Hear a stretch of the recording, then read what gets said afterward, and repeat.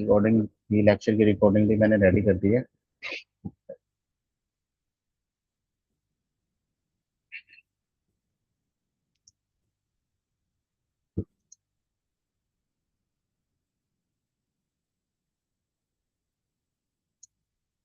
सो ठीक है, कंपनी के बारे में बात करते हैं, डिस्कशन। अच्छा, मैंने अभी अटेंडेंस शीट शेयर कर दी है क्लासरूम पे, आप सभी को मिल गई? हैंड योर, आपके हैंड रेज करो अगर मिल गई हो तो, otherwise this is the link there. 10 minute मिलेंगे बस भरने के लिए, उसके बाद मैं ऑफ कर दूंगा। ओके। सो कंपनी स्ट्रक्चर की बात करते हैं। तो जब हम कंपनी के बारे में कल डिस्कशन कर रहे थे तो हमें पता चला था कि, मेरी आवाज तो ऑडिबल है ना सबको? हेलो?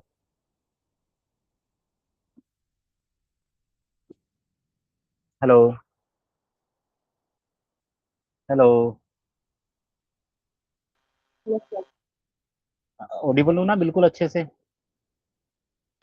sir. सबको? द सिस्टम,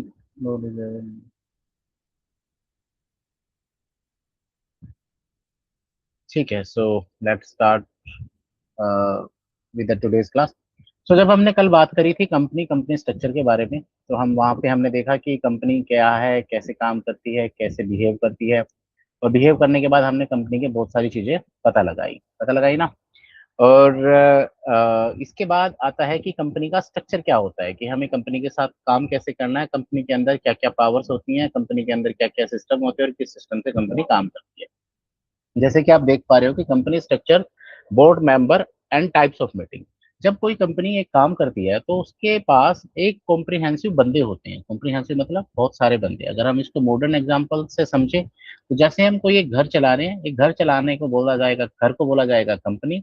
और कंपनी के अंदर होते हैं कुछ हमारे घर के, सॉरी, कंपनी और घर के अंदर होते हैं कुछ मुखिया, उन मुखिया को बोला जाता है बोर्ड मेंबर्स। और अक्सर आपने देखा होगा कि घर घर में जब कोई भी बात होती है तो समय समय पे कुछ मीटिंग्स होती है ना घर वालों के आपस में।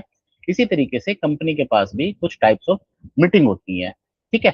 अब इसके पूरे स्ट्रक्चर में सबसे बड़ी फैसिलिटीज क्या क्या हैं, मतलब कंपनी, सरकार हमें कहाँ पे कंप्लाइंस सबसे अच्छे प्रोवाइड करती है। तो जब कोई भी कंपनी अपना एक अच्छा बोर्ड स्ट्रक्चर बनाती है, यानी बोर्ड मेंबर अपॉइंट करती है और अपने सारे के सारे टाइप्स ऑफ मीटिंग को बिल्कुल क्लियरली इंडिकेट करती है, तो ये इंडिकेट करता है कि उस कंपनी की कॉर्पोरेट गवर्नेंस अच्छी है। कॉर्पोरेट गवर्नेंस मतलब उनके अंदर चलने वाली सारी की सारी चीजें, प्रशासनिक गतिविधियां, एडमिनिस्ट्रेटिव गतिविधियां अच्छी है।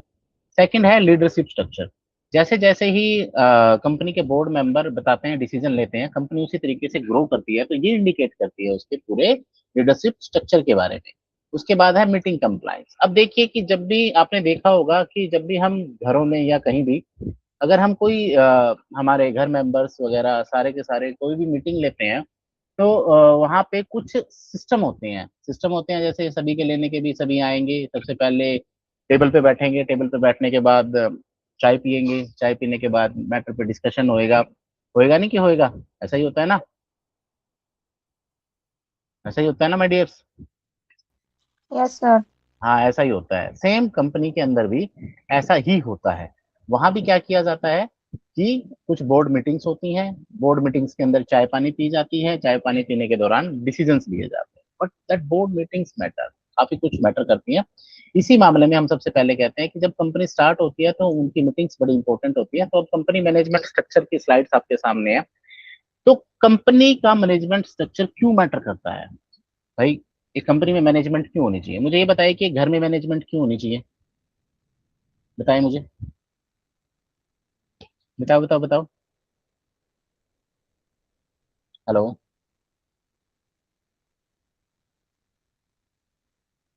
गाइस बताओ मुझे, क्यों होनी चाहिए? बताओ। अरे बताओ यार, सिंपल सी बात है, इतना एक तो बताना चाहिए आपको। सर, घर को व्यवस्थित रूप से चलाने के लिए। घर को व्यवस्थित रूप से चलाने के लिए क्या होना चाहिए? वहां पे एक मैनेजमेंट स्ट्रक्चर होना चाहिए। जिस तरीके से घर को व्यवस्थित रूप से चलाने के लिए एक मैनेजमेंट स्ट्रक्चर होना चाहिए, सेम कंपनी को एक अच्छे रूप से चलाने के लिए भी कंपनी के पास एक मैनेजमेंट स्ट्रक्चर होना चाहिए। बेसिकली किसी कंपनी के 3 पिलर हैं मैनेजमेंट स्ट्रक्चर के। सबसे पहले ओनरशिप लेयर, मतलब कंपनी पे राज कौन कर रहा है। कंपनी पे वो बंदे रूल कर रहे होते हैं, उनका मालिकाना हक होता है जो कंपनी के अंदर कैपिटल इन्वॉल्व करते हैं और सबसे ज्यादा अथॉरिटी रखते हैं, यानी जिसने सबसे ज्यादा पैसा लगाया मालिक तो वही रहेगा, है ना। सेकंड है गवर्नेंस लेयर, ये अलग होती है। देखिए, कम ये नहीं होता कि जो बोर्ड मेंबर होते हैं वो ओनर ही होगा, ऐसा कोई जरूरी नहीं है। एक ने पैसा लगा के छोड़ दिया, कंपनी का मेन हिस्सा उसके पास है, फिर कंपनी वाला क्या करेगा, वो बंदा कुछ बोर्ड मेंबर को सिलेक्ट करेगा, उनको सैलरिया देगा और बोलेगा भाई देख मेरी कंपनी इतनी बड़ी है, मुझे तो आता जाता है नहीं कंपनी चलाना, तुम चलाओ। अब वो जो बोर्ड मेंबर्स अपॉइंट होते हैं, वो बोर्ड मेंबर्स डेली के फंक्शंस अपॉइंट करते हैं, डेली के डिसीजन लेते हैं और सारी की सारी डेली की चीजें एग्जीक्यूट करवाते हैं। थर्ड होती है ऑपरेशनल लेयर। ऑपरेशनल में कौन आते हैं? ऑपरेशनल में आते हैं एग्जीक्यूटिव मैनेजर्स, एग्जीक्यूटिव डायरेक्टर्स, जो दिन प्रतिदिन का बिजनेस करवाते हैं। अब इसको छोटे से तरीके से समझाऊं तो समझोगे? छोटे से घर के तरीके से समझाएं। घर एक कंपनी की तरह बिहेव करता है ना।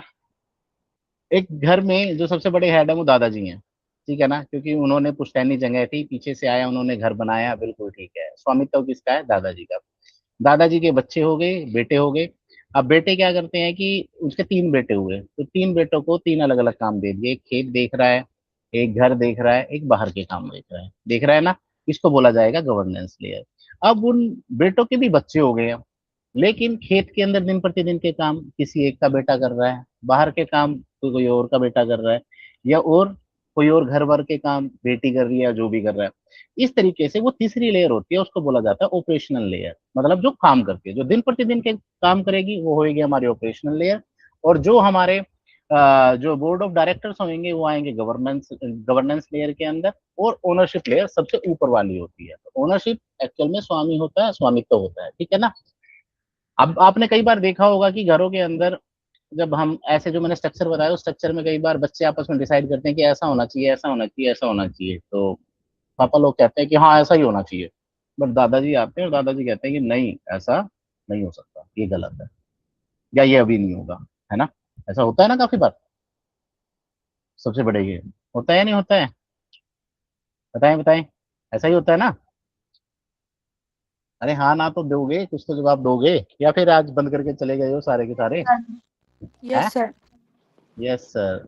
देखिए, अगर किसी ने अगर अपनी इन्वॉल्वमेंट नहीं लगाई तो आप ये मान के चलिए मैं अटेंडेंस मार्क नहीं करूंगा। और कल मैंने किसी एक ने सोचा कि शीट भर देता हूँ या भर देती हूँ मैं, और सर को अटेंडेंस का पता नहीं चलेगा, तो मैंने एक्सक्यूज डाल दिया है, कल की एब्सेंट लग चुकी है। शिवानी जी, ये आप हैं? आज भी हैं क्या प्रेजेंट आप? Yes sir. हाँ, सो अटेंडेंस की शीट भरने से नहीं होगा, आपको असाइनमेंट्स भी सबमिट करने पड़ेंगे। और आज लास्ट डेट है फर्स्ट असाइनमेंट 1 और 2 की सबमिट करने की, उसके बाद आपको मौका नहीं दिया जाएगा। मैंने 2 ही दिन का टाइम दिया कर था दिया असाइनमेंट सर, कंप्लीट फर्स्ट पूरा तो कर। सबमिट क्या? कर दिया सर कल। सबमिट नहीं हुआ अभी तक? मेरे पास दिखा नहीं, मुझे शायद मैंने अभी देखा भी नहीं। अगर कर दिया होगा तो मैं मार्क्स अलॉट कर दूंगा साथ साथ ही। ठीक है। Okay sir. ठीक है, तो हाँ, इसी तरीके से मैनेजमेंट स्ट्रक्चर हमारा काम करता है। दादाजी कई बार मना कर देते हैं। इसी तरीके से जो बोर्ड, जो सबसे बड़े ओनर होते हैं, जिन्होंने कैपिटल लगाई होती है कंपनी के अंदर, वो फाइनल डिसीजन होते हैं, फाइनल अथॉरिटी होते हैं। लेकिन वो कब डिनाई करेंगे? जब उनके पास शेयर्स मैक्सिमम होंगे। शेयर, ठीक है ना। शेयर्स के बारे में जानता है कोई कुछ? शेयर्स, शेयर क्या होते हैं बताएगा मुझे, छोटी मोटी चीज, शिवम बाबू? सर जो कंपनी के अंदर बाहर के जो बंदे होते हैं वो पैसे लगाते हैं, बाहर के बंदे पैसे इंटरेस्ट, लगाते हैं, हाँ इंटरेस्ट। इंटरेस्ट लेने के लिए। इंटरेस्ट, नॉट ओनली इंटरेस्ट, कुछ पावर्स भी लेने के लिए भी लगाते हैं, यस सिर्फ सर। इंटरेस्ट इंटरेस्ट इंटरेस्ट नहीं है। अब देखिए, जो डायग्राम आपको अभी दिखाई दे रहा है, इससे आपको क्लियर हो जाएगा कि एक कंपनी के अंदर क्या क्या चीज इन्वॉल्व होती है, ठीक है ना। सबसे पहला इन्वॉल्व होता है शेयर होल्डर, जो सबसे टॉप पे होते हैं, अल्टीमेट पावर होते हैं और कैपिटल प्रोवाइडर होते हैं, ठीक है ना। शेयर की हिस्सेदारी, अगर कंपनी की हिस्सेदारी खरीदनी है तो शेयर खरीदने पड़ेंगे, और जब हम शेयर खरीदते हैं तो शेयर होल्डर बन जाते हैं। लेकिन कल मैंने एक स्पेशल बात बताई थी शेयर होल्डर्स के बारे में, क्या कोई मुझे बताएगा कि वो स्पेशल बात मैंने क्या बताई थी शेयर होल्डर्स की? कुछ बताई थी मैंने, प्यारी सी बात शेयर होल्डर के बारे में। क्या शेयर होल्डर के पास सबसे ज्यादा अल्टीमेट पावर होती है?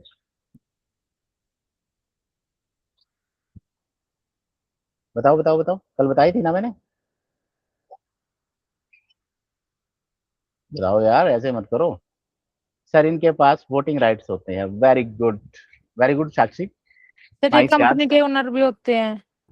ओनर तो होते ही हैं। हमने कल राइट्स का जिक्र किया था।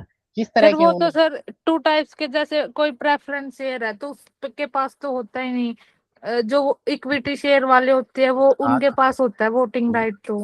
वही वही वाली बात हम कर रहे थे ना। वही कि कल कल की क्लास में काफी डिस्कशन चला था कि हमने एक आध की सर कंपनी खरीदी भी थी और एक की कंपनी बेच दी थी, लेकिन किसी ने फिर बात नहीं मानी। एक एग्जांपल था, तो वो एग्जांपल साक्षी ने काफी अच्छा पकड़ा। इनके पास वोटिंग राइट होते हैं, यस, किसी के पास वोटिंग राइट होते हैं, किसी के पास लिमिटेड वोटिंग राइट्स होते हैं, और कुछ shareholders with no voting rights होते हैं।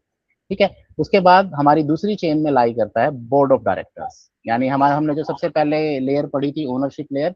ओनरशिप लेयर के अंदर capital provider and shareholder आ चुके हैं। सेकंड लेयर होती है हमारी गवर्नेंस लेयर। गवर्नेंस लेयर कौन सी होती है? चलो बताओ। शिवानी मैडम बताएं, गवर्नेंस लेयर कौन सी होती है? रिया है क्या? आज रिया प्रेजेंट है?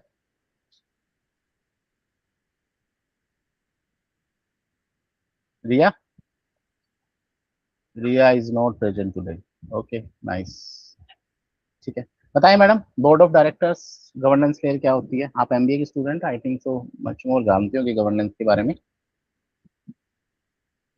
शिवानी सर जी? जहाँ पर गवर्नमेंट की वो होती है, गवर्नमेंट कंट्रोल करता है। नो नो नो, गवर्नमेंट पे तो हम बात ही नहीं कर रहे, हम कंपनी स्ट्रक्चर की बात कर रहे हैं। गवर्नमेंट तो है ही नहीं। ये प्राइवेट कंपनीज का जिक्र चल रहा है, बिजनेस की बात चल रही है। फाइनेंशियल इन्वेस्टमेंट की क्लास में है। गवर्नमेंट का फाइनेंस कैग और उनका इंटरनल एक कमेटी ऑडिट करती है, और यहाँ पे कंपनी इन्वेस्टमेंट की बात है। बोर्ड ऑफ डायरेक्टर्स कौन से होते हैं मैं बताता हूँ। अब मान लिया कोई बंदा बोर्ड ऑफ डायरेक्टर की, सबसे पहली बात उनकी ओनरशिप हो, ये कोई जरूरी नहीं है। वो और हो भी सकती है। यानी कोई share holder could be a board of director, but it is not necessary that every board of director will be the share holder. ये कोई जरूरी नहीं होता। बोर्ड ऑफ डायरेक्टर अपॉइंट करे जाते हैं on the board of director appoint किए जाते हैं on the basis of their qualifications, knowledge and experience. जो पूरी कंपनी के किसको रूल करते हैं? एडमिनिस्ट्रेटिव हिस्से को रूल करते हैं, एडमिन पार्ट को रूल करते हैं। एडमिन पार्ट का मतलब समझाते हैं प्रशासनिक विभाग, जहां से प्रशासन चलता है। ठीक है। बोर्ड ऑफ डायरेक्टर्स के नीचे कौन होते हैं? चेयरमैन, जो लीड करता है और जिसकी पूरी एक स्ट्रेटेजिक ओवरसाइट होती है। ठीक है। इसके बाद एक हमारे पास लेयर आती है, कौन सी? Operational layer. कैसी आती है? Operational layer. जो सबसे पहले एंट्री लेयर बोली जाती है कंपनी की, वो होती है कौन सी? सी स्यूट एग्जीक्यूटिव लेयर। ठीक है ना, जहां पे ऑर्डर दिए जाते हैं, यानी वो बंदे अपॉइंट करते हैं। वो अपॉइंटेड बंदे कौन कौन से होते हैं? एमडी, आपने सुना होगा, कॉमन सी टर्म है ना, managing director. CEO, chief executive officer. CFO, chief financial officer. COO, chief operational officer. ठीक है। ये चार टर्म्स बड़ी इंपॉर्टेंट टर्म्स। अब एक कहानी सुनाता हूँ तुम्हें। तुम्हें क्या लगता होगा इनकी सैलरियां कितनी होती होंगी? बताएं, कोई idea?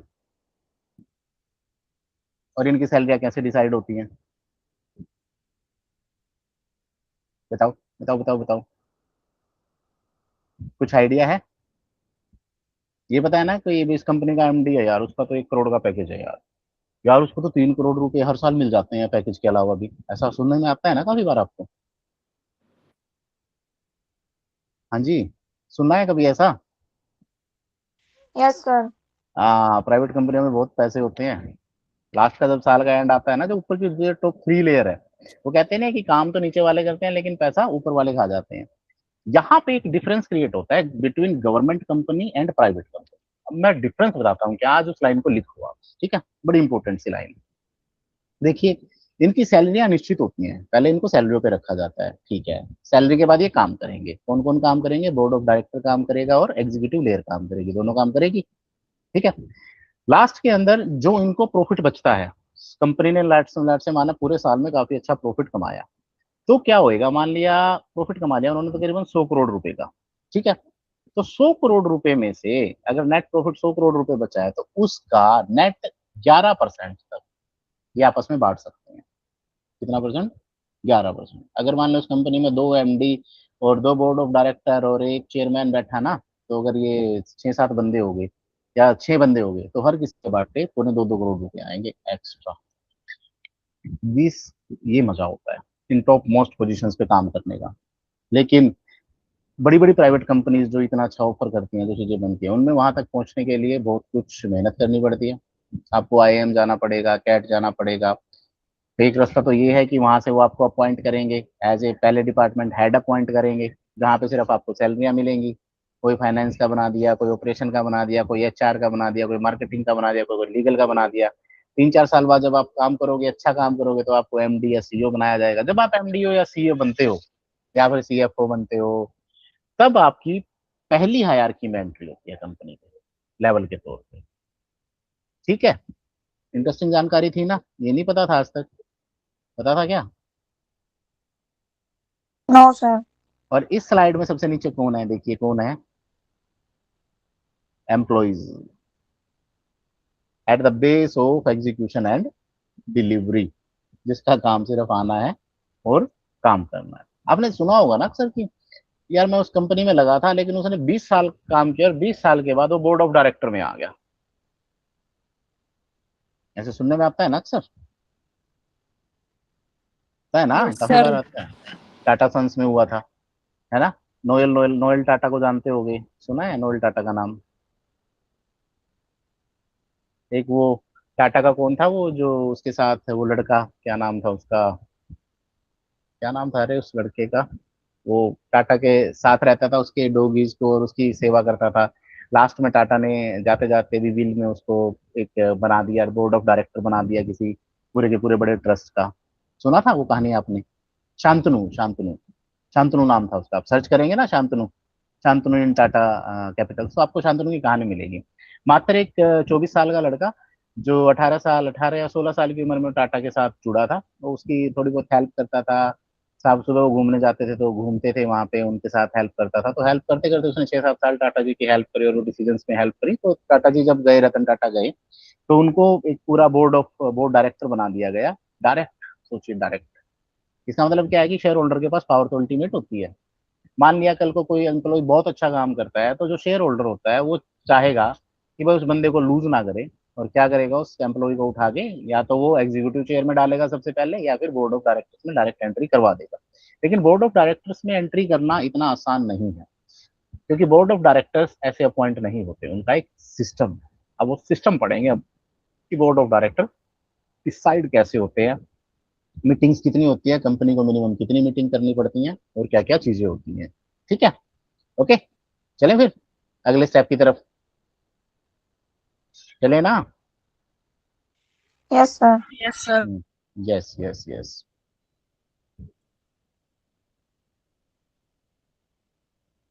We have done board of directors.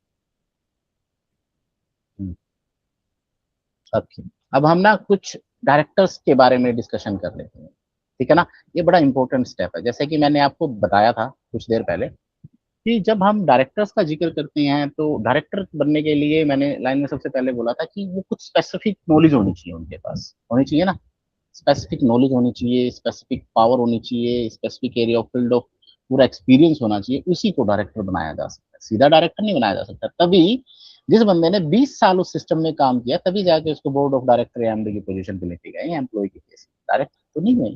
Direct कौन बन सकता है? डायरेक्ट बन सकता है शेयर होल्डर, जिसकी वो अल्टीमेट क्या है, अथॉरिटी है और फर्म है। ओके, इसी में सबसे पहले डायरेक्टर होता है एग्जीक्यूटिव डायरेक्टर। 4 तरह के डायरेक्टर अवेलेबल होते हैं, ठीक है? Executive director, senior manager, CEO, CFO, who serve on the board. They bring deep operational insight, but must balance management and governance role carefully. ठीक है ना? ये होते हैं एग्जीक्यूटिव। मुझे एक बात है कि एग्जीक्यूटिव का क्या मतलब? एक टर्म आती है, अक्सर आएगी बहुत बार, executive, non executive, executive, non executive. इन दोनों टर्म्स का क्या मतलब है? somebody will explain me? हाँ हाँ, गूगल कर सकते हो आराम से, मैं भी थोड़ा बहुत तुम्हारा मेहनत करवाना चाहता हूँ। बताओ बताओ बताओ बताओ। जानवी, आज कोई भी नहीं, आज तुमने कोई भी पार्टिसिपेशन नहीं किया। नहीं पता शुभम, सर। नहीं पता ना? देखिए, 2 तरह के बंदे होते हैं। एक बंदा जो सारा दिन काम करता है और घर में अगर हम एक घर के एग्जाम्पल से समझे तो एक ऐसा इंसान होता होगा जो घर में बड़े बूढ़ों से भी बात करता है, बीच की लेयर से भी बात करता है, बच्चों से भी बात करता है, और सबके बीच एक संतुलन सा बनाए रखता है, बनाता है ना। एक बंदा होता है कोई ऐसा, हर किसी के घरों में होता है ना। तो सबके साथ जिसकी सब कुछ अच्छी होती है ना, जो हर जिसका जो भी काम दे दो, बच्चों वाला काम दे दो, बच्चों से भी करवा लेगा, बड़ों से भी करवा लेगा, और बीच वाले से भी करवा लेगा, होता है ना एक ऐसा बंदा। ऐसे बंदे को कंपनी में होता है एग्जीक्यूटिव डायरेक्टर्स, यानी जो गवर्नेंस यानी बोर्ड ऑफ डायरेक्टर और ऑपरेशनल लेयर दोनों के बीच लगातार काम कर रहा है, और वो दोनों के दोनों कामों को, फंक्शंस को अच्छे से बिहेव कर रहा है। अब एक बात समझ लेना कि फर्क क्या है। ये मैं दो लेयर बता रहा हूँ ना बार बार, इन दो लेयर का एक फर्क है कि बोर्ड ऑफ डायरेक्टर ने एक विषय पारित कर दिया। फॉर एग्जाम्पल से शुरू करते हैं। फॉर एग्जाम्पल XYZ एक कंपनी थी, उनके बोर्ड डायरेक्टर ने कहा कि आज से हम क्या बनाएंगे, चलो आज से हम सोलर प्लांट बनाएंगे, और सोलर प्लांट बनाएंगे तो उसका मटेरियल हम इस फर्म से इस टाइप का मटेरियल खरीदेंगे, फर्म का नाम नहीं लूंगा मैं। तो मटेरियल सोलर प्लांट है तो मटेरियल चाहिए, सिलिकॉन चाहिए, प्लेट चाहिए, फ्रेम चाहिए, ठीक है। तो अब उनमें से एक एग्जीक्यूटिव डायरेक्टर होता है, उसको अपॉइंट कर दी जाती है, भाई ये सारा काम तू देखेगा। अब बोर्ड मेंबर तो बोर्ड ऑफ डायरेक्टर्स तो अपना काम करके चले गए। अब वो डायरेक्टर क्या करेगा, वो डायरेक्टर कहाँ पे जाएगा, अपने ऑपरेशनल लेयर पे जाएगा, एमडी वेमडी सीईओ को बुलाएगा और बोलेगा भाई आओ इधर यार बात करनी है। वो बोलेगा हाँ, बोला साहब लोगों ने ऐसा ऐसा डिसाइड किया है, और मैं चाह रहा हूँ कि हम इतना इतनी चीजें करें, और ये जो हमने मटेरियल खरीदना है ना, इसके लिए हम अलग अलग कंपनियों से बात करते हैं।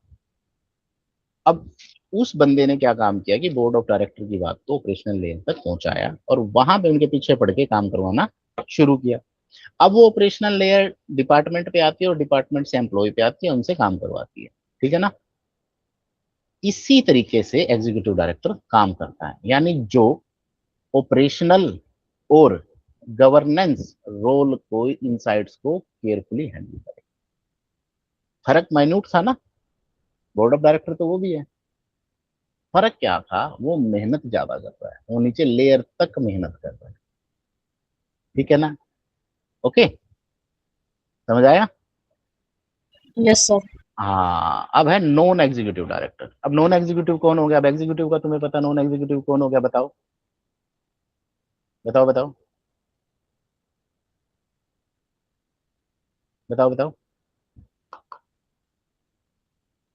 जो डेली काम नहीं करता, कभी कभी मीटिंग में आते हैं, आते ही बोलना शुरू कर देते हैं, आते ही चैलेंज करना शुरू कर देते हैं, they are called non executive directors. हुआ डिफाइन, ठीक है। तो ये नॉन एग्जीक्यूटिव जो डायरेक्टर वाला काम है, ये कभी भी आते हैं, किसी वक्त भी आते हैं, और कुछ भी कहना शुरू कर देते हैं। एग्जीक्यूटिव डायरेक्टर बेचारा आएगा, सीखेगा, समझेगा, और सब कुछ करेगा, ठीक है ना। अब दो और स्पेशल डायरेक्टर आते हैं, ये बड़े चर्चित डायरेक्टर है ना। अभी तक काम करने वाला देख लिया और बिना काम करने वाला देख लिया, वो देखो जो काम को देखेंगे भी और गलतियां भी निकालेंगे, ठीक है ना। और एक ऐसा डायरेक्टर होएगा।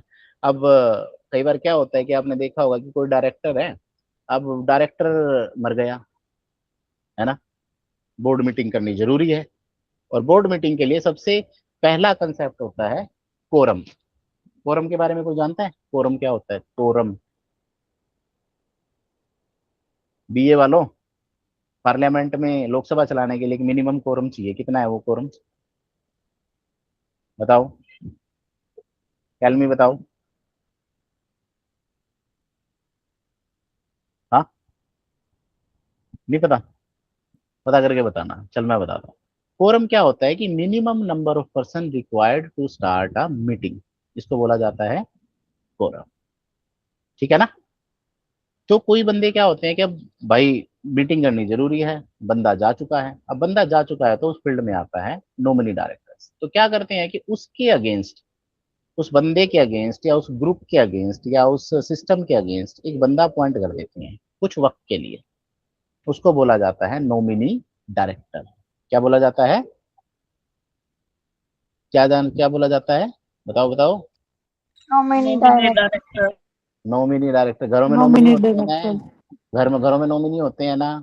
अगर ये गुजर गए तो इनकी जगह काम कौन देखेगा, या ये बाहर चले गए तो इनकी जगह काम कौन देखेगा, कुछ वक्त के लिए, है ना, होते हैं ना। उसको परमानेंट करने से पहले नॉमिनी रखा जाता है ना, अचानक कोई चला जाए या अचानक कुछ गायब हो जाए, रखा जाता है ना, सेम यस ही है। सर। हाँ, अब सबसे इंपॉर्टेंट एक बंदा आता है, ये खतरनाक बंदा है पूरी बोर्ड मीटिंग में। अब सोचिए कि सरकार ये बोलेगी यार तुम खुद ही तो डायरेक्टर बने हुए हो, खुद ही एग्जीक्यूटिव डायरेक्टर, खुद ही नॉन एग्जीक्यूटिव डायरेक्टर, खुद ही नॉमिनी डायरेक्टर, मुझे कैसे पता चलेगा कि तुम क्या काम कर रहे हो? सरकार को तो क्या चाहिए? कॉर्पोरेट गवर्नेंस चाहिए ना, चाहिए कि नहीं चाहिए?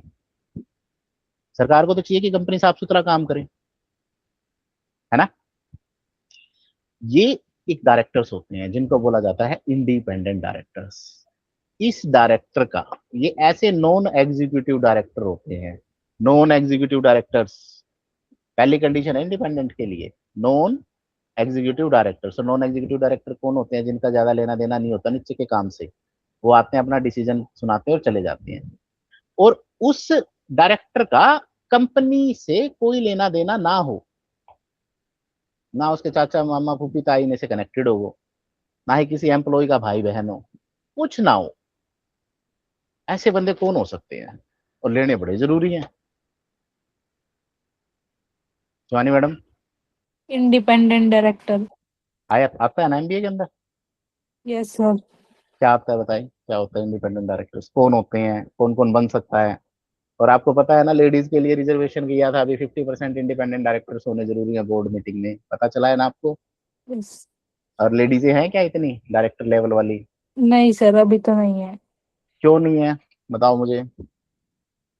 कौन सा कोर्स रिक्वायर होता है उसके लिए, इंडिपेंडेंट डायरेक्टर बनने के लिए? बताओ बताओ, बताऊं? MBA sir. ना, एमबीए वाले डायरेक्टर भी इंडिपेंडेंट डायरेक्टर नहीं बनते एमबीए वाले। उसके लिए रिक्वायर होता है कंपनी सेक्रेटरी या कोई चार्टेड ये। अकाउंटेंट, सीए, सीएस, ये बनते हैं इंडिपेंडेंट डायरेक्टर्स। क्यों बनते हैं?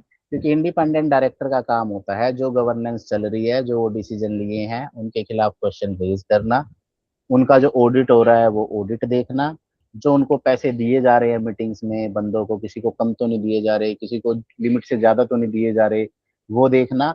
और कंपनी कितने घाटे में या फिर भी लोन पे लोन ली जा रही है उस सब को देखना। अब ये सारी चीजें तो वही देख सकता है ना जिसका कंपनी से कोई लेना देना नहीं होता। अब मैं एक हैरानी की बात बताऊं तुम्हें, बड़ी हैरानी। एक कंपनी की एक मीटिंग में एक इंडिपेंडेंट डायरेक्टर आके सिर्फ 2 लाइन बोलता है और उसकी फीस सोचो कितनी लेता होगा, सोच सकते हो? 1 लाख रुपए मैक्सिमम, मिनिमम 50,000 रुपीज। सोचिए अगर कोई लड़की सीएस कर लेती है और वो 4-5 कंपनियों की इंडिपेंडेंट डायरेक्टर बन गई, और उसको वो रिपोर्ट सिर्फ सरकार को सबमिट करानी है, जिस कंपनी में ये चल रहा है, इस कंपनी में ये चल रहा है, और वो सिर्फ जाती है पूरे महीने भर में 10 घंटे, और 10-11 मीटिंग करके आती है और 10 लाख रुपए कमा के अपने पास आराम से बैठे। ये इंडिपेंडेंट डायरेक्टर्स हैं। ठीक है, मैं एक सिनेरियो बता रहा हूँ बस आपको, ऐसा चल रहा है। और अभी इनकी अमाउंट रेज करने की तैयारी चल रही है, फाइनेंस मिनिस्ट्री इस अमाउंट को रेज करके 5 लाख तक लेके जाने की तैयारी में है, एक मीटिंग का। सो इंटरेस्टिंग, इंटरेस्टिंग था या नहीं था? कैसा यस सुनना? सर। Yes, sir. हाँ। अब ये बताओ कि मैं जब इतनी सारी बातें बताता हूँ तुम यस सर करते हो, तुम्हारे मन में कभी ये नहीं करता कि यार फाइनेंस की क्लास ली थी, अच्छा लगा, इन्फॉर्मेशन कुछ अच्छी मिली या नहीं मिल रही है पिछले 2-3 क्लासों से? मिल रही है सर। आप तो शिवानी जी सबसे पहली बार आए हो, आपने मेरी 2 क्लासेस मिस कर दी। एक करी आपको है सर, परसों तो ली थी, कल नहीं ली। तबीयत खराब थी कल। परसों परसों हरप्रीत सर थे, परसों मैं नहीं था, उससे पहले भी मैं था। सर मैंने ज्वाइन ही परसों किया कोर्स। चलो कोई नहीं, हम एक दिन बाद बता देंगे आपको, अभी तो शुरू हुए हैं हम सब, 1 महीना ही रहने वाले हैं लगभग, साथ साथ ना। ठीक है। सो मजा आया कंपनी के बारे में सुनते हुए? आज तक सोचा था कि कंपनियां इस तरीके से काम करती हैं? किसी ने सोचा थोड़ा बहुत? कभी कोशिश करी हो? शुभम, साक्षी, साक्षी आज आपकी मुझे वॉइस चाहिए, आज आप बताएंगे कि आपकी क्या फीलिंग है अब इन्वेस्टमेंट क्लास के बारे में, कैसा लग रहा है आपको इन्वेस्टमेंट क्लास ज्वाइन करके मुझसे पढ़ के? साक्षी, अटेंडेंस देख लो, मैं मार्क नहीं करूंगा फिर। तुम तो चाहे शीट भर देना होता है अटेंडेंस शीट, अगर मेरे साथ तुमने कोई इन्वॉल्वमेंट नहीं करी, नहीं दिखाई यहाँ पर डिस्कशंस में, तो आई विल स्टैंड, डायरेक्टली कह रहा हूँ, मैं तो सीधी एब्सेंट ठोकूंगा।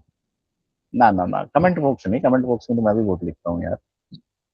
बोल के बताओ। एंड जब मेरे साथ, हाँ सर मैं बाहर, और जब मेरे साथ क्लास चल रही हो ना, please be sure all of you, आप आपका कैम ऑन करके रखेंगे, ठीक है?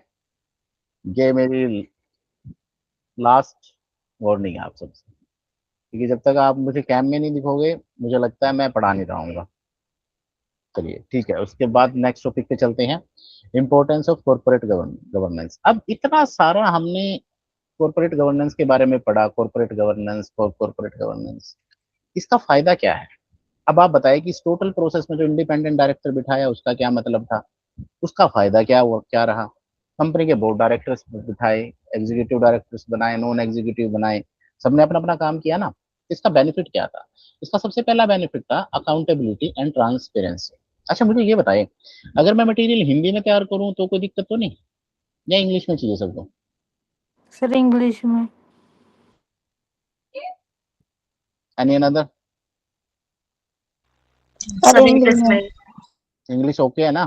क्योंकि टर्म्स जो है वो इंग्लिश की ही यूज होती है मैक्सिमम ना, अगर चाहोगे तो मैं हिंदी में कर दूंगा, ऐसी कोई बात नहीं है। चलिए करते हैं अकाउंटेबिलिटी एंड ट्रांसपेरेंसी। तो अकाउंटेबल हो जाते हैं हम, अकाउंटेबल मतलब क्या पैसा खर्चा है, कितना पैसा खर्चा है, वो सारा का सारा हमारा अकाउंटेबिलिटी में आ जाता है। दूसरा है रिस्क मैनेजमेंट। देखिए कंपनी कितना रिस्क ले रही है, क्योंकि शेयर होल्डर ने तो अपना पैसा डाल रखा है, शेयर होल्डर तो मीटिंग में आएगा नहीं, बार बार आएगा? आज हम किसी कंपनी में इन्वेस्ट करके छोड़ देते हैं तो क्या हम उस कंपनी की बोर्ड मीटिंग में जाते हैं? ना, हम नहीं जाते ना।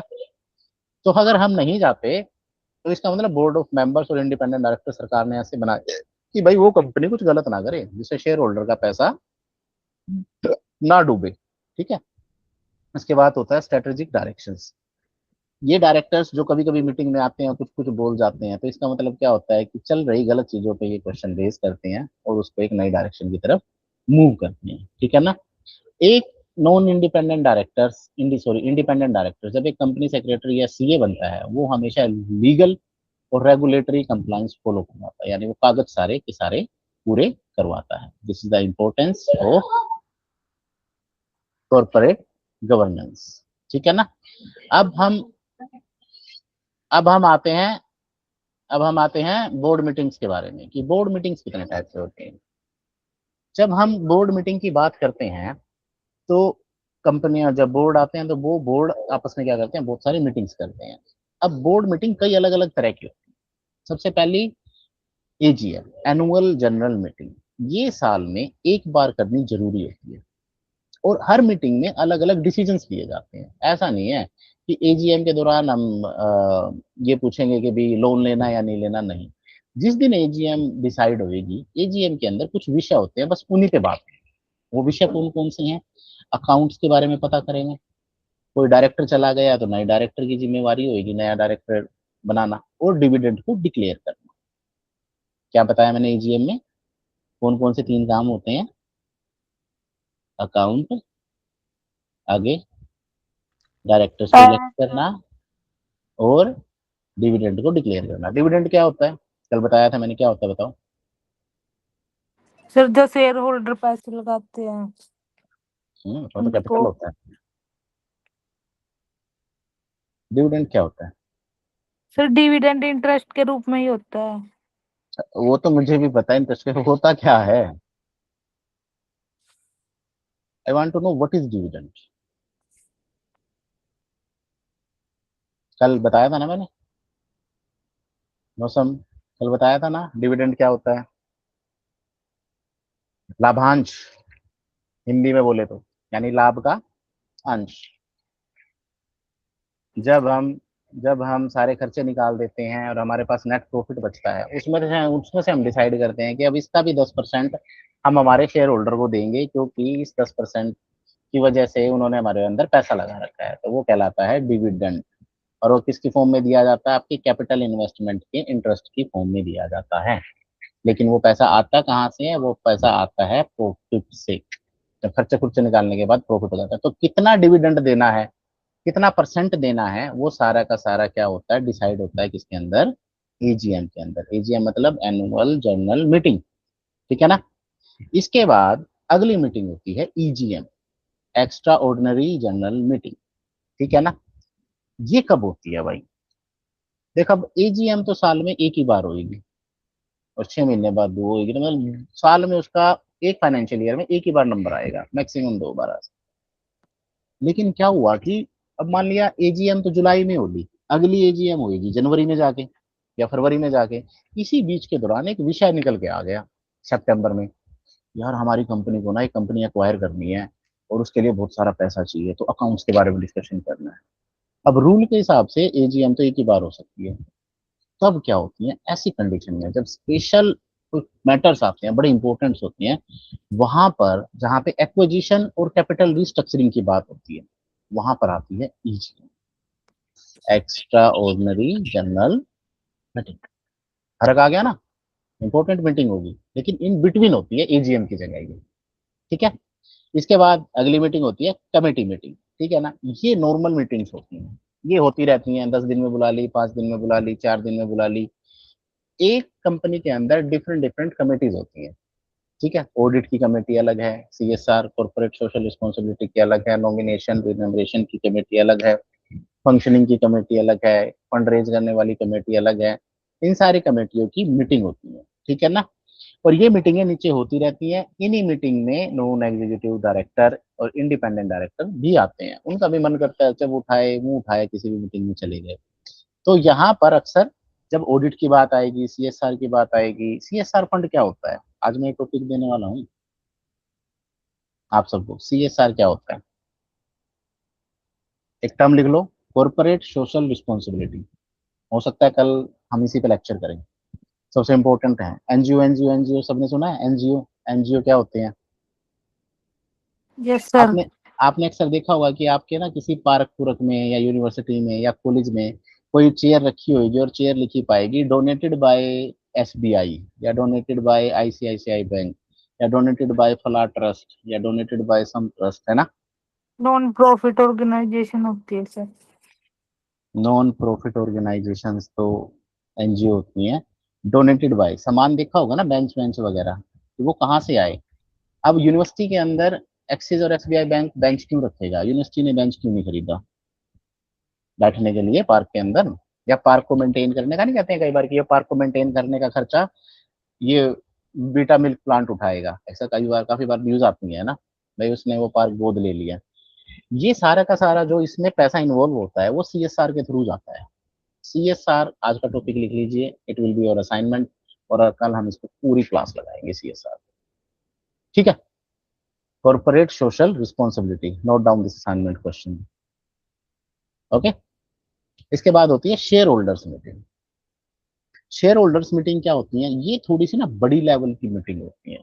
जब कंपनी, बोर्ड ऑफ डायरेक्टर का काम तो सिर्फ ऑपरेशनल और गवर्नेंस है। मान लिया कंपनी को बेचना है या कंपनी को एक्वायर करना है, या डायरेक्टर्स अच्छे काम नहीं कर रहे और उनको बीच में ही हटाना है, ठीक है ना, या फिर कुछ और दिक्कत आ गई जिससे कंपनी का एकदम रिस्ट्रक्चर करना है, ऐसी कंडीशंस में शेयर होल्डर एक मीटिंग करते हैं। और शेयर होल्डर कौन होते हैं? ओरिजिनल, वो शेयर होल्डर जिनके पास वोटिंग राइट होते हैं वो कहलाते हैं original owner of the company. वो मेजोरिटी से जो भी डिसीजन लेंगे बोर्ड ऑफ डायरेक्टर के ऊपर आंख नीच के, वो क्या हो जाएगा? अप्लाई। क्या हो जाएगा? अप्लाई। ठीक है। ओके। अब देखिए, अभी हमने कुछ दिन पहले तक करे, कुछ थोड़ी देर पहले तक पूछा था कि एजीएम क्या है, कि एजीएम कम से कम 6 महीने में और साल के लास्ट में एक बार होएगी। और बोर्ड मीटिंग की मिनिमम फ्रीक्वेंसी कंपनी एक्ट में होती है, जैसा मैंने बताया, कभी भी हो सकती है, 1 महीने में एक बार हो सकती है, 2 बार हो सकती है, 3 बार हो सकती है। कुछ कंपनीज हैं लिस्टेड अनलिस्टेड कंपनी, इनको मैं कल बताऊंगा आपको कि लिस्टेड कंपनियां कौन सी होती हैं, अनलिस्टेड कंपनियां क्या होती हैं। और जब भी कोई मीटिंग अरेंज होती है, हर मीटिंग के बाद उनकी मिनट्स ऑफ मीटिंग निकलती है, MOM।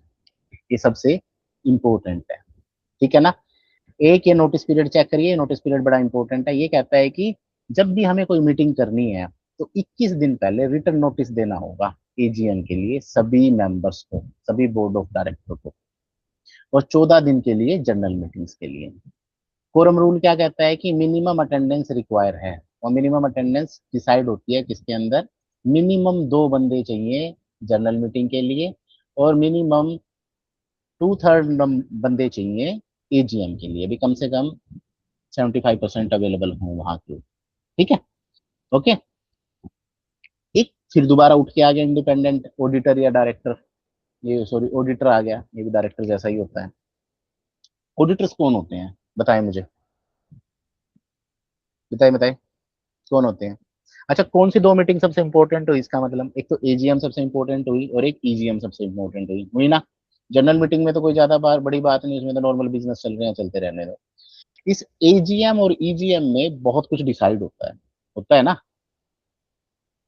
कंपनी कहाँ इन्वेस्ट करेगी, कितना इन्वेस्ट करेगी, कौन डायरेक्टर होएगा, किस तरीके से होएगा, होएगा ना, होएगा कि नहीं होएगा। यानी पैसा इन्वॉल्व होता है इन दोनों मीटिंग्स में, फ्लो इन्वॉल्व होता है पैसे का। अब non executive director independent director ने अपना काम करके सरकार को बता दिया, सरकार एक बंदा और अपॉइंट करती है, independent auditors, certified chartered accountant. वो कहेगा भाई तुम सारे थारे कागज कागज मेरा लेवल लिया हो, तुम कर लो तुम्हें जो करना है, मैं एक बार कागजों में ये चेक करूंगा कि पैसे का फ्लो क्या है या नहीं। यानी फाइनेंशियल स्टेटमेंट को ऑडिट करके देता है एजीएम की, क्योंकि एजीएम मीटिंग के अंदर सबसे ज्यादा अकाउंट्स की बात होती है ना, पढ़ा था ना हमने। तो इंडिपेंडेंट डायरेक्ट ऑडिटर्स हमेशा क्या करता है, इंपॉर्टेंट होता है और उसके अटेंडेंस के बिना हमारी मीटिंग अरेंज नहीं होती। ठीक है, ओके, ठीक है। अब जब कोई मीटिंग बुलाई जाती है तो उसका मीटिंग का ना एक पूरा प्रोसेस होता है। ठीक है, वो प्रोसेस क्या होता है, सबसे पहले एजेंडा बताया जाएगा सबको, 21 दिन पहले नोटिस देना है ना हमने कि भाई फला फला जगह मीटिंग है, इस वक्त ये मीटिंग है और ये मीटिंग का एजेंडा ये रहेगा। तो क्या किया जाता है कि मीटिंग से पहले एक एजेंडा बनाया जाता है, इस एजेंडे को ड्राफ्ट किया जाता है। ठीक है, उसके बाद जब मीटिंग अरेंज हो जाती है, मीटिंग में सारे बंदे आ जाते हैं, तो एक चेयरमैन अपॉइंट होता है, और वो चेयरमैन क्या करता है, मिनिमम नंबर ऑफ वोट देखता है और कोरम चेक करता है, उस कोरम चेक करने के बाद वो एजेंडा को आगे बताता है। फिर क्या होता है, डिस्कशन होता है उस दिन सारे के सारे उसके ऊपर, एजेंडे के ऊपर। फिर क्या होता है कि सबको उस एजेंडे के सारे डॉक्यूमेंट दिए जाते हैं, भी सब अपने अपने पेपर्स पढ़ लो, ये एजेंडा लेके आए हैं हम, ये एजेंडा किसी को पसंद आया या नहीं आया। जब सारे के सारे एग्री हो जाते हैं तो उनकी वोटिंग कराई जाती है, भाई आप इस एजेंडे से एग्री हो या नहीं हो। ठीक है ना, वो वोटिंग कराई जाती है। वो वोटिंग कितने तरीके से होती है, वो वोटिंग चार तरीके से होती है। पहला, शो योर हैंड, बोला जाएगा भाई हाथ खड़े करके बताओ, तो हर कोई मेंबर हाथ खड़ा हुआ देखेंगे, मेजोरिटी ऑफ हाथ खड़ी दिखेगी, हम कहेंगे भी एजेंडा पास, अगली बात। दूसरा होता है पोल वोट, वोट करना यानी लिख के देना। ठीक है। तीसरा होता है पोस्टल या ई वोट, ये उन शेयर होल्डर्स के लिए है जो उस मीटिंग में प्रेजेंट नहीं होते, उनको किसे बुलाया जाता है, ई वोटिंग से। अब एक यहाँ पे एक वोटिंग आई है, प्रोक्सी वोटिंग।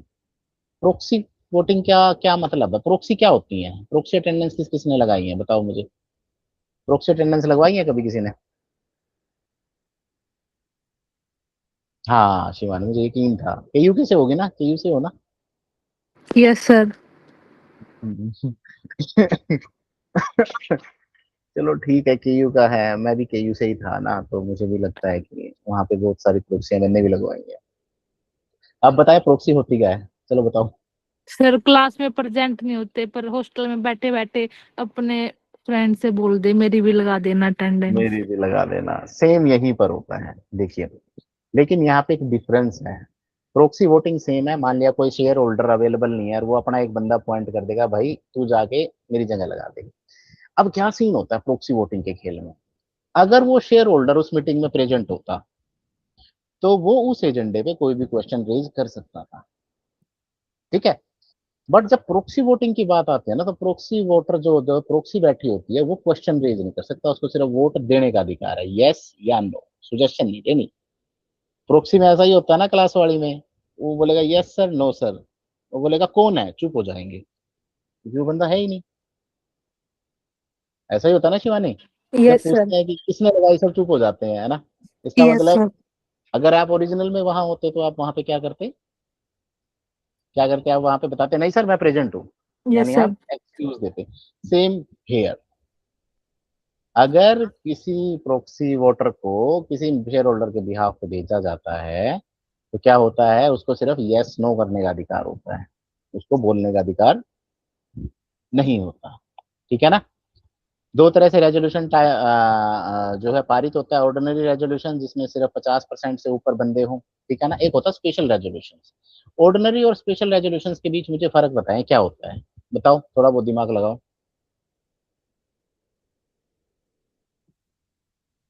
बताओ बताओ बताओ, जल्दी बताओ यार, टाइम हो रहा है। अच्छा मुझे एक बात बताओ, घर में कुछ चीजें मम्मी लेवल पे ही सोल्व हो जाती हैं, ऊपर वाले को पता ही नहीं, पापा को पता ही नहीं चलता, लेकिन किन्हीं चीजों के लिए पापा को इन्वॉल्व करना पड़ता है ना, करना पड़ता है ना। मम्मी क्या कहती है, अब देखिए ये मेरे बस की बात नहीं है। सेम कंपनी में होता है, जो नॉर्मल बिजनेस है, जो नॉर्मल रेजोल्यूशन है, जो नॉर्मल एजेंडे हैं, वो जो बिना कहे पास हो जाते हैं उनको कहते हैं ऑर्डिनरी, जिसमें 50% से ज्यादा वोटिंग अवेलेबल हो तो वो पास हो गया, ठीक है ना। अब आते हैं स्पेशल वाले। स्पेशल में फिर वो बोर्ड मीटिंग में जाता है, ऊपर बोर्ड मेंबर्स के पास। वहां पे कितने रिक्वायर हो चाहिए, वहां पे शेयर होल्डर्स की परमिशन चाहिए 3/4 की, यानी मैटर बड़ा है। तो दो तरह के रेजोल्यूशन कौन कौन से हो गए, ऑर्डिनरी एंड कौन से, ऑर्डिनरी एंड Special. स्पेशल, है ना। अब लग रहा होगा यार कंपनी घर के हिसाब से ही चल रही है, लग नहीं रहा है कुछ कुछ की मतलब स्ट्रक्चर जैसे थोड़ा थोड़ा कॉपी कर रखा है, लगा, महसूस हुआ अभी तक 2-3 क्लासेस के दौरान, जानवी, Yes, sir. हो रहा है ना थोड़ा थोड़ा महसूस कि ऐसे ही होती है, ऐसे ही हो रहा है ना यार, लग रहा है कि ये ना सेम चीज अप्लाई हो रही है यहाँ भी, है ना। Yes, sir. बिल्कुल बिल्कुल बिल्कुल ऐसा ही है, ठीक है। एंड हम इसके बाद कुछ बेस्ट प्रैक्टिस है कंडक्टिंग मीटिंग के, नॉर्मल है भाई, पेपर अच्छे ढंग से होने चाहिए, टाइम पे आना चाहिए, अच्छी अच्छी बातें करनी चाहिए, कंस्ट्रक्टिव नोट नोट आगे, डॉक्यूमेंट डिसीजन भाई जो भी कुछ लो फैसला वो डॉक्यूमेंट की मदद से लेना चाहिए, और फॉलो प्रॉपर चैनल भाई, ये नहीं है कि सीधा आयर पेज दे दिए, पहले नमस्ते करोगे बैठोगे, ठीक है ना, जो डेडलाइन लगेगी वहां तक आप रिप्लाई करोगे, ठीक है, ठीक है। अब देखिए कुछ रियल लाइफ बोर्ड स्ट्रक्चर्स के एग्जांपल है, जैसे एप्पल का बोर्ड है, एप्पल कंपनी है ना जिसका फोन यूज करते हो, उसके अंदर 8 डायरेक्टर्स हैं जो मेजोरिटी इंडिपेंडेंट है, ठीक है ना, जिसकी अलग से ऑडिट टीम है, कंपनसेशन टीम है, नॉमिनेशन कमेटी है, जो सीईओ है वो काम कर रहा है किसी किसकी तरह, सोल एग्जीक्यूटिव डायरेक्टर की तरह, और प्रिजर्व कर रहा है अपनी पोजीशंस को मैनेजमेंट से अलग करके, ठीक है ना। बोर्ड मीटिंग और उसके लिए अलग अलग बनती है। एक यूनिलीवर है, यूनिलीवर दवाइयां बनाती है, Unilever operates in unitary board with non executive chairman, यानी वही चेयरमैन जो नीचे काम नहीं करेगा लेकिन बिजनेस रन करवाएगा सीईओ से। और टाटा ग्रुप को तो हम जानते ही हैं, वो पूरा का पूरा नॉमिनी डायरेक्टर मॉडल पे है, यानी रतन टाटा ने किसी को अपॉइंट कर दिया, मैंने बताया था ना कि शांतनु को अपॉइंट किया था, है ना। तो टाटा ग्रुप हमेशा नॉमिनी डायरेक्टर्स पे चलता है, ठीक है, ओके। तो आज हमने क्या क्या सीखा, आज हमने सीखा कि स्ट्रक्चर और बोर्ड कंपोजिशन कैसे बनती हैं, मीटिंग की गवर्नेंस में अहमियत, और कंप्लाइंस वैल्यू क्या क्या है, ठीक है।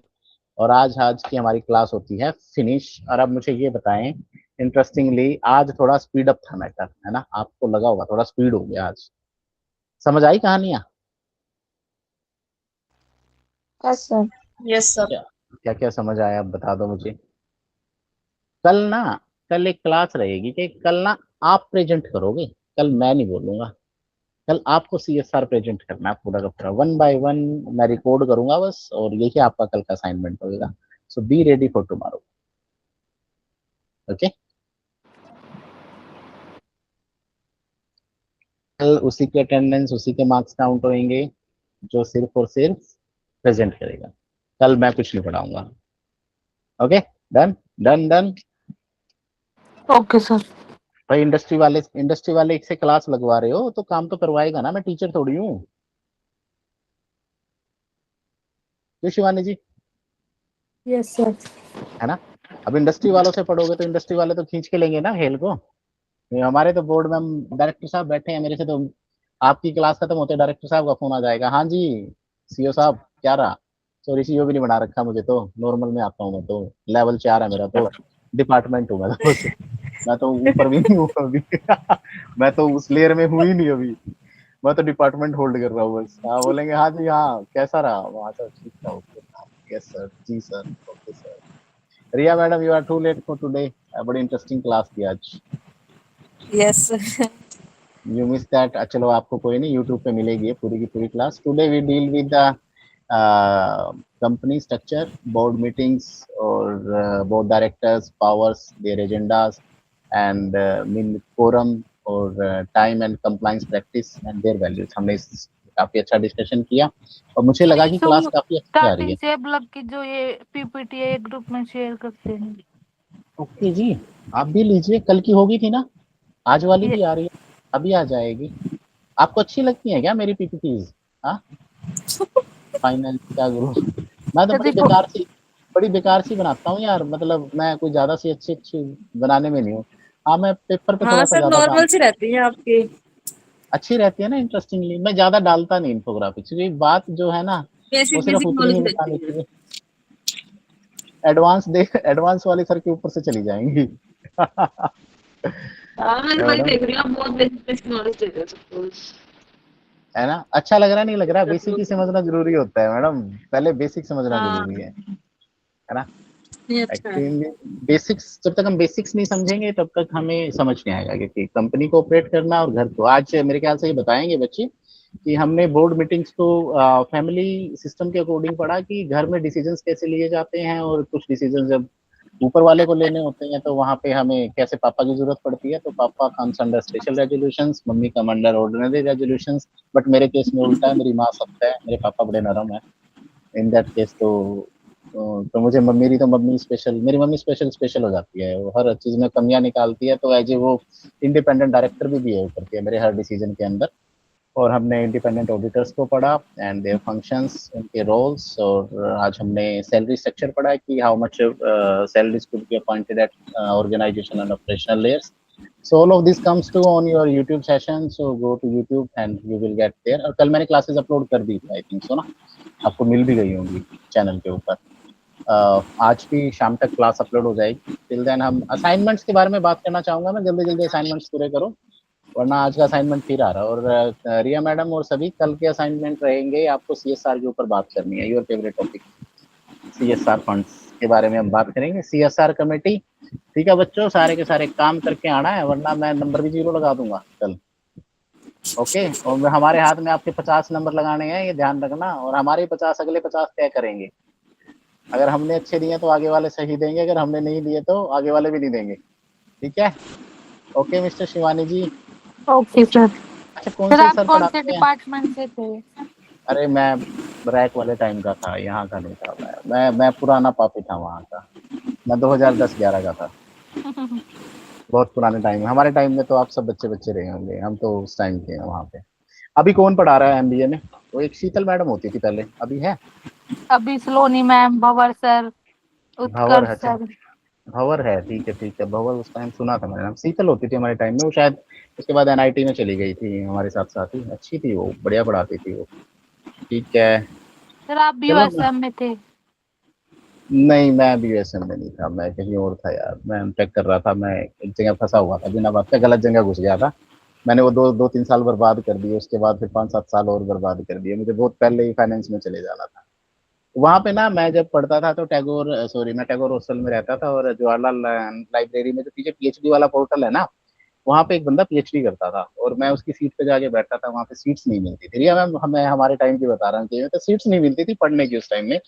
तो मैं दोपहर में जाता और वहीं एसी था, तो वहाँ पे एक लड़का पीएचडी कर रहा था, तो उस दौरान वो सीए भी कर रहा था।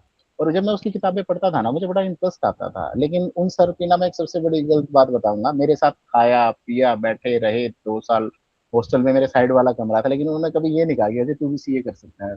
मुझे बहुत बार किसी ने समझाया कि सीए कर लो, फिर सीए के ऊपर जा चुकी थी, अब इतना मन नहीं था 10 साल वापस निकालने का, तो हमने कोई और रूट चूज किया। नो डाउट यार, सब अच्छा होता है, but finance is a good wing, और मैं चाहूंगा कि आप सब फाइनेंस में करें। और 50% इंडिपेंडेंट डायरेक्टर्स लेडीज होना मैंडेटरी है फ्यूचर में, और एक इंडिपेंडेंट डायरेक्टर की मीटिंग की कॉस्ट अब 5 लाख रुपए होने वाली है, 1 लाख रुपए से बढ़ के। सो गो फॉर द सिस्टम, जाएं, मैं तो यही कहूंगा, मूव टुवर्ड द फाइनेंस, अच्छे ऑप्शंस अवेलेबल हैं। ठीक है, okay Shivani, so our class is over I think so, on the time. कल हम 2 बजे ज्वाइन करेंगे, लेकिन कल सब रहेंगे आपकी तरफ से।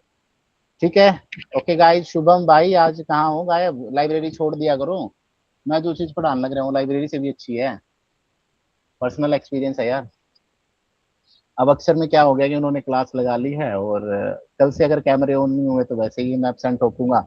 क्योंकि बिकॉज पता है क्या ना, मैंने सर को क्लियर किया था, ये राकेश सर को, कि सर कि मैं ना पढ़ा तो दूंगा बड़े अच्छे से, बट मेरी क्लास में थोड़े से मुझे सीरियस स्टूडेंट्स चाहिए। हो सकता है कि मैं किसी को, आप सब में से किसी को इन्वॉल्व कर लूँ कॉर्पोरेट मित्र के प्रोजेक्ट में, हो सकता है। मुझे अच्छा लगा तो आई विल इन्वॉल्व पर्सन। मुझे अच्छे अच्छे बच्चे चाहिए, अच्छे अच्छे बढ़ने वाले चाहिए। मैं आज सब सामने एक प्रपोजल रख रहा हूँ, नो डाउट कि हाँ, हम लॉन्च करेंगे इसके बाद कॉर्पोरेट मित्र का एक कोर्स। और कॉर्पोरेट मित्र के बारे में सर यूट्यूब पे देखूंगा शाम को भाई। जो मैं आज फ्रंट पेज बोल रहा हूँ, यूट्यूब पे तुझे मजा नहीं आएगा वो चीजें करने में। चलो कोई नहीं, यूट्यूब पे अवेलेबल है, यूट्यूब इज आल्सो मीडियम। हमारे टाइम में तो होता ही नहीं था ये। अब एक और सर आजकल नहीं कॉर्पोरेट सोच रहे। मित्र का मैंने सर्च किया था, तो हम्म। उसका ना स्वयं प्लस करके एक पोर्टल पे आ रहा था वहां पे, बट हम्म। कोर्स नहीं दिखा रहा था उसका। कोर्स नहीं है, अभी अभी कोर्स बन रहे हैं लॉन्च नहीं ना। हुआ क्या? हाँ अभी अच्छा। कोर्स, तभी हमारे पास नहीं, फीडबैक मैंने उसका हम। वो देखा ना पूरा, हाँ वो देखा था, क्या बोलते हैं उसको, स्ट्रक्चर देखा ना। ऑब्जेक्टिव तो उसमें लिखा हुआ था कि 3000 रुपीज फीस है कोर्स की, और इस पे अवेलेबल है वो।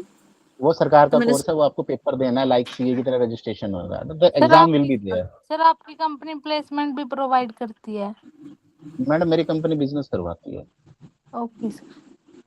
तो प्लेसमेंट अपने आप हो जाते हैं। मैडम नौकरी के रीजन से तो आगे बढ़े हम, यहाँ पे जिस चीज के बारे में डिस्कशन कर रहे हैं ना, वो बड़ी ब्रॉड होती है। फाइनेंस में हमारी कंपनी प्लेसमेंट प्रोवाइड करवाती है, नो डाउट। तो आप भेजो आपके रिज्यूमे, हम देखेंगे। हमने रिया मैडम का देखा, रिया मैडम ने भेजा, और मैंने कल ही थोड़ा सा चर्चा करी है, और हम कल की आधी डिस्कशन में शुभम भाई को मैं बोल रहा हूँ कि if you are agree, Janvi को भी बोल रहा है कि आप आ सकते हो।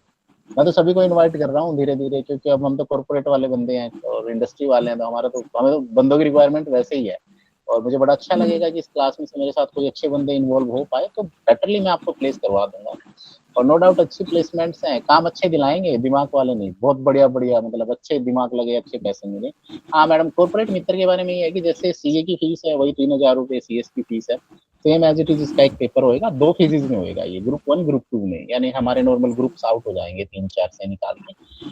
अब ग्रुप 1 में जो ये पेपर रखेंगे वो नॉर्मल ऑडिट्स और फाइनेंस से रिलेटेड रहेगा। ग्रुप 2 एक कॉम्बिनेशन होएगा सीए सीएस का, मतलब दोनों पैरेलल में मिक्स करके चलेंगे। अब कुछ कुछ सब्जेक्ट्स जो हमने कोरस्पोंडेंस करी थी मिनिस्ट्री से, उसके रिगार्डिंग मिनिस्ट्री ने हमसे बोला है कि प्रिपेयर योरसेल्फ, आप बना सकते हो आपके हिसाब से। तो हम डिजाइन कर रहे हैं, और हमें डिजाइनिंग में आप सभी की जरूरत है, जो भी फाइनेंस की नॉलेज रखता है। Let's start. जो सबसे पहले आ गया, और जो सबसे पहले आ गया बता गया, वो कमा गया पैसे। अब यही तो होता है बिजनेस। अब ये इट्स अ बिजनेस, कॉर्पोरेट मित्र सबको बनना होगा। हाँ वी जी। विल लॉन्च क्लासेस सून, और मैं चाहता हूँ कि आप सब में से अगर कोई अच्छा कर पाए तो हम टीचर्स भी निकालेंगे अभी यहाँ से, हमें पढ़वाना है, बहुत सारा काम है। और ये सारे के सारे ऑन प्रोसेस ऑन पेपर्स ही होगा। आप सब हिस्सेदार वगैरह जो आज पढ़ रहे हैं ना, शेयर होल्डर पढ़ा था, you will be the part of that system, share holder of that system, चीजें चलेंगी। तो बहुत सारी चीजें हम डिजाइन कर रहे हैं, और मुझे अच्छा लगा मेरी फाइनेंस की क्लास ज्यादा बड़ी ना होगी, बड़ी छोटी लगी है। हालांकि ऑफलाइन में एक लड़की है, वो मैं बाद में देखूंगा उसको तो, लेकिन अच्छा लगा आप सबसे मिलके सर। और किसी के बारे में कोई क्वेश्चन? तो कॉर्पोरेट मित्र को थोड़ा बहुत पढ़ते हैं, रिया करते हैं डिस्कस बाद में, जैसा ही टाइम हाँ लगेगा। जी। After after this internship we will carry on with this project. And Shivani, if you're really interested in finance and something challenging jobs, then come to us, we have a lot of things. आप resume भेजें, but yes sir. हमारे interviews थोड़े hard होते हैं madam. मैं लेता हूँ कुछ जगह इंटरव्यूज, मेरे से ऊपर भी, मैंने बताया था ना मैं तो किस लेवल पे हूँ, डिपार्टमेंट लेवल पे हूँ। वो जो आका लोग है ना, आका लोग वो टाइप है, ठीक है ओके तो। सर। हाँ आका लोग बहुत टाइट है यार, आका लोग को मार देते हैं, जान निकाल देते हैं। अचानक आता है नॉन एग्जीक्यूटिव डायरेक्टर की तरह ऑर्डर, नहीं ये नहीं होगा, ओके सर नहीं होगा, अब हम क्या कर सकते हैं। हाँ तो समझ आया फर्क शिवानी? फिर नॉन एग्जीक्यूटिव डायरेक्टर और executive director, independent yes sir. Director, employ, आज क्लियरिटी हुई? आज जो हाँ एमबीए में जी। आज तक आपने हायरार्की पढ़ी थी, हाँ हायरार्की जी आज सर। समझ आई? कितनी सिंपल तरीके से बताई गई है ये हायरार्की, हाँ जी अब सर, पता चला? वैसे तो मैंने 2 मंथ हीरो कंपनी में कर रखी है पहले इंटर्नशिप। अच्छा कहाँ, किस उसमें, हीरो में कौन सी चेन पे करी थी? चेन सेक्शन कौन सा था? HR management. अरे मैडम एचआर गया, एचआर के तो सॉफ्टवेयर आए हुए अच्छा। हैं यार। एचआर फ्यूचर में अगले 1 साल में जाने वाला फील्ड बट है। सर उस टाइम तो बीबीए थी ना स्पेशलाइजेशन, तो अब आई है सेकंड ईयर में। चलो मैं बता रहा हूँ, एचआर में कोई स्कोप नहीं है अभी अपनी। फाइनेंस कर दिया सर मैंने, तो फाइनेंस ही ले रखी है। अपनी जिंदगी में मैं बता दूं, एचआर नाम का शब्द निकाल देना। मैं हम लॉयल, मैंने हमारा एक सॉफ्टवेयर बना रखा है, लॉयल्टी करके है। आप उसको ऑपरेट करोगे, एचआर की जरूरत नहीं है, वो इकलौता काफी है 10,000 बंदों को संभालने के लिए, हमने ये डिजाइन कर रखा है। सैलरी भी नहीं है एचआर सर एचआर की तो कुछ भी। सैलरी तो मैडम फाइनेंस में आएगी, आप सोल्व करो मैटर चीजों के हाँ लिए। जी। आपको सैलरी सीधी सीधी सी बात है, जो एम्प्लॉय 10 साल बड़ा अच्छा काम करेगा उसको फाइनली लेयर एमडी तक तो पहुंचा ही दिया जाएगा। सर आपके अकॉर्डिंग मार्केटिंग कैसी है?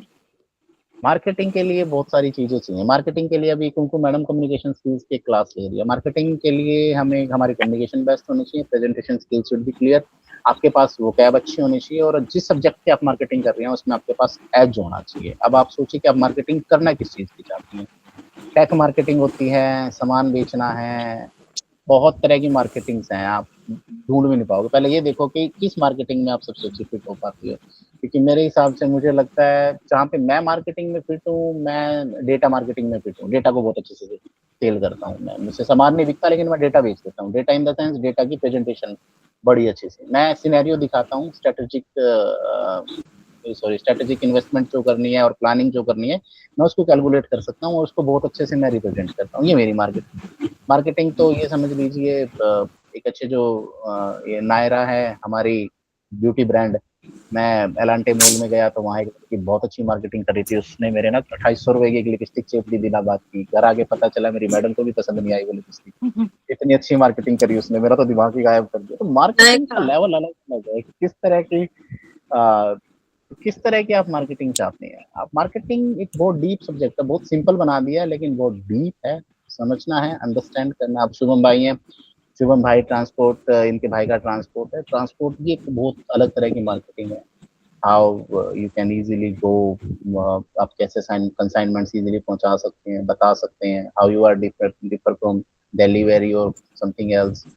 सो बहुत एक्सपोजर की जरूरत होती है मार्केटिंग में। आप समझ के चलें कि हाँ, बट सबसे ज्यादा पैसा मार्केटिंग में है, नो डाउट, सबसे ज्यादा पैसा मार्केटिंग में है, क्योंकि मार्केटिंग डायरेक्टली इन्वॉल्व होती है क्लाइंट रिलेशंस के साथ, और हर कंपनी को क्लाइंट रिलेशंस, फाइनेंस बाद में आता है सेकंड नंबर पे, बट मार्केटिंग अगर आप अच्छी कर गए तो नो डाउट सबसे ज्यादा। एक बताता हूँ कंपनी के स्ट्रक्चर्स में, एक सीए या फाइनेंस या हमारे जैसों की सैलरियां होती हैं कुछ 80,000, 1 लाख, 1.25 लाख, ठीक है ना। मार्केटिंग वाले की बेसिक सैलरी होती है 30,000, 35,000, ठीक है।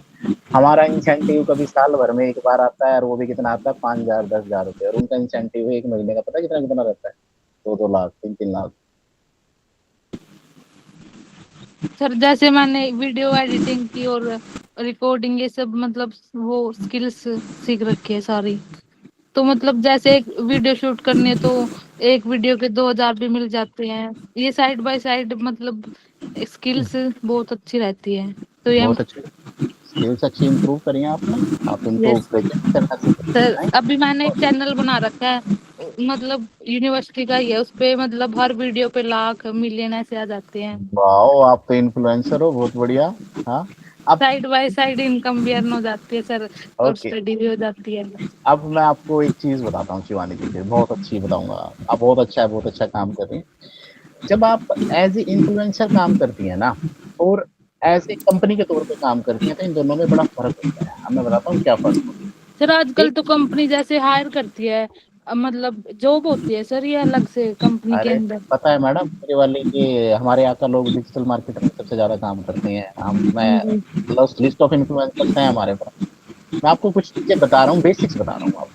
देखिए, आपके रेट आपकी क्वालिटी पे डिफाइन होते हैं, ठीक है। हाँ और जी। एक इन्फ्लुएंसर एक लिमिट तक ही आस्क कर सकता है। जिस काम के आप 2,000 ले रहे हो ना, अगर आप कंपनी के थ्रू जाओगे तो कंपनी उसे काम के 50,000 लेगी और आपको उसमें से बिल्कुल। 6,000, है ना।